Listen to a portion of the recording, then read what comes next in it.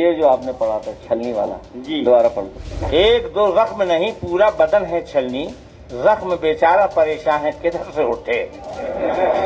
सपा प्रमुख अखिलेश यादव कोई मौका नहीं छोड़ते बीजेपी को घेरने का। एक बार फिर से उन्होंने लखनऊ में प्रेस कॉन्फ्रेंस की और इस प्रेस कॉन्फ्रेंस में कुछ ऐसा हुआ कि सभी लोग देखते रह गए। प्रेस कॉन्फ्रेंस के बीच में ही अचानक से वो रुके और उन्होंने अपने बगल में बैठे हुए मुस्लिम समाज से आने वाले एक शख्स की ओर, सपा के नेता है वो, उनकी ओर इशारा करते हुए कहा कि अब ये सुनाएंगे। और फिर उसके बाद उन्होंने एक शेर पेश किया जो लगातार सोशल मीडिया पर वायरल हो रहा है। आइए सुनते हैं। मतलब 4 साल होने जा रहे हैं वो बंद पड़े हुए हैं, मतलब किसी भी तरीके से ना उसमें नियुक्तियां की जा रही हैं ना, मतलब वो इतनी शानदार बिल्डिंग बनी हुई है लेकिन उसको बंदर तोड़ रहे हैं, मतलब टूट फूट हो रही है। किस विभाग के बारे में वो शेर जो आपने पढ़ा था छलनी वाला जी, दोबारा पढ़ दो। ये इन्हें जवाब मिल जाएगा जी। एक दो जख्म नहीं पूरा बदन है छलनी, जिसमें सारा एक दो जख्म नहीं पूरा बदन है छलनी, जख्म बेचारा परेशान है किधर से उठे। अब इन्हीं के शेर जोड़ो, हर विभाग इसी तरह है। इस दौरान इतना ही नहीं, जब ये प्रेस कॉन्फ्रेंस शुरू होने वाली थी तब भी इन्होंने बोला था और इस दौरान उन्होंने क्या कुछ कहा था वो सुन लेते हैं। ये धोखे पे धोखा देगी करते कारवां कब तक, बनेगा रोज गुलशन में नया एक आशिया मेरा, जलाएगी नशे मन को मेरे बरके तपा कब तक, पिघल जाएंगी आहों से ये जंजीरें गुलामी की, तू रखेगा हमें सयाद पाबंदे ज़बां कब तक, मेरे अल्लाह बदलेगा निज़ामे गुलशता कब तक। लिहाजा आप हजरात हिम्मत के साथ तैयार रहिए। ये वो कौम है कि जो अमन और अमान चाहती है, सुकून और शांति चाहती है, मुल्क से वफादारी और मोहब्बत चाहती है। हम भाईचारा निभाना जानते हैं।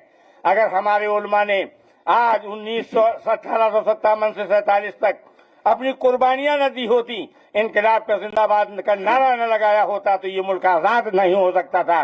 लिहाजा ये हमारे उलमा की ताकत थी कि हजारों की तादाद में उन्होंने अपने सरों की कुर्बानियां पेश करके और इस मुल्क को आजाद कराया है। और आज हम ही से पूछा जाता है, जब इस वतन को खून की जरूरत पड़ी सबसे पहले ही गर्दन हमारी कटी, फिर भी कहते हो हमसे ये अहले वतन, ये चमन है हमारा तुम्हारा नहीं। खून दिल दे के निखारेंगे रुखे बर के गुलाब, हमने हर हाल की जीने की कसम खाई है। वतन हमारा आधा ईमान है मोहब्बत का, लिहाजा हम इससे मोहब्बत करते हैं और हमेशा मोहब्बत करते रहेंगे और इसके लिए दुआ करते रहेंगे कि अमन व अमान, सुकून और शांति इस मुल्क में बनी रहे। लिहाजा मेरी आखिरी गुजारिश आपसे ये है कि 27 में सारे सुझाव तो आ चुके हैं, भैया ने सुन लिए हैं, वो खुद भी जानते हैं। इंशाअल्लाह तबारक व तआला आने वाले वक्त में 27 में आप मुत्तहिद होकर खड़े हो जाएं और एक एक वोट डलवाएं।